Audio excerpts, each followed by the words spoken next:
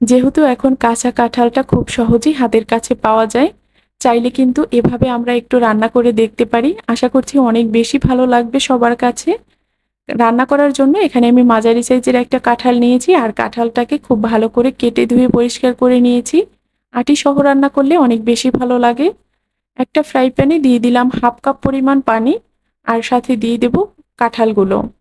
সবগুলো কাঁঠাল আমার দেওয়া হয়ে গেলে এবার দিয়ে দিলাম পরিমাণ মতো লবণ আর সাথে 1/2 টিস্পুনের মতো হলুদের গুঁড়া, মরিচের গুঁড়া দিয়ে দিলাম 1/2 চা চামচের মতো আর সাথে দিয়ে দেব রসুন বাটা 1/2 চা চামচ আর দিয়ে দেব আদা বাটা 1/2 চা চামচ।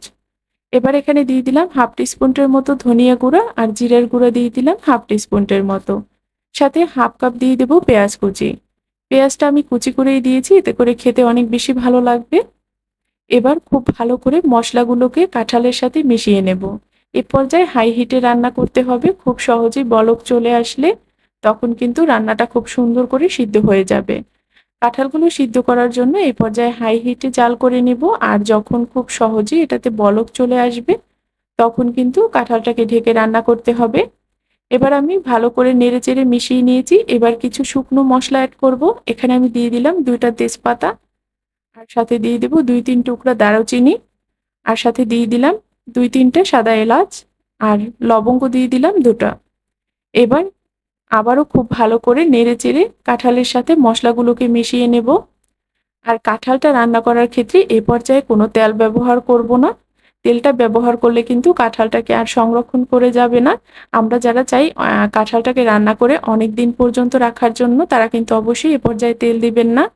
এবার আমি ঢাকনা দিয়ে এটাকে নেড়েচেড়ে 10 থেকে 12 মিনিটের মতো সময় নিয়ে রান্না করে নিয়েছি। তো দেখুন কাঁঠালটা কিন্তু একদমই পানিটা শুকিয়ে গেছে আর একদমই ঝরঝরে হয়ে গেছে।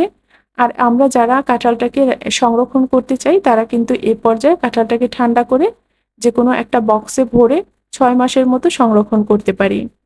এবার এটাকে খুব ভালো করে নেড়েচেড়ে রান্না করে নেওয়ার পরে যতটা কাঁঠাল আমরা খাবো ঠিক ততটা পরিমাণ কাঁঠালেই কিন্তু ফোড়ন দিয়ে নেব। সব কাঁঠাল কিন্তু একবারে ফোড়ন দিবেন না, যে যতটুকু প্রয়োজন ঠিক ততটুকুই। এবার এখানে পরিমাণ মতো তেল দিয়ে দিলাম আর সাথে দিয়ে দেব পেঁয়াজ কুচি দিয়ে দিলাম। আমি এখানে 2টার মতো পেঁয়াজ কুচি করে নিয়েছি আর সেই পরিমাণেই আমি রসুন দিয়ে দেব। আর পেঁয়াজ আর রসুনটাকে একদমই লালচে করে ভেজে নিতে হবে যেন খুব সুন্দর একটা রসুনের স্মেল যখন ছড়াবে ঠিক তখনই কিন্তু কাঁঠালটা খেতে অনেক বেশি ভালো লাগবে। এবার আমি নেড়েচেড়ে 1 থেকে 2 মিনিটের মতো একদমই বাদামি করে কালারটাকে ভেজে নিয়েছি পেঁয়াজের। যখন খুব সুন্দর একটা স্মেল ছড়াবে তখন এখানে আগে থেকে রান্না করে রাখা কাঁঠালটা দিয়ে দেব। এখানে আমি খুব বেশি না 2 বাটির মতো কাঁঠাল নিয়েছি। ছোট একটা বাটিতে করে আমি 2 বাটি কাঁঠাল এখানে দিয়ে দেব। যতটা পরিমাণ আমি এখন খাবো ঠিক ততটা পরিমাণেই। এবার এই কাঁঠালটাকে খুব ভালো করে নেড়েচেড়ে একটু ভেজে নেব আর এতে করে কিন্তু কাঁঠালটা খেতে অনেক বেশি ভালো লাগে।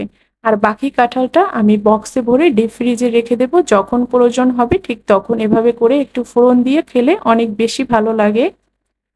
এবার এটাকে পানি শুকানো পর্যন্ত একদমই খুব ভালো করে ভেজে নেব তেলের সাথে। যখন তেলটা এরকম ভেসে উঠবে তখন কিন্তু আমার রান্নাটা একদমই শেষ। এবার আমি এটাকে উঠিয়ে গরম গরম পরিবেশন করে দেখাচ্ছি।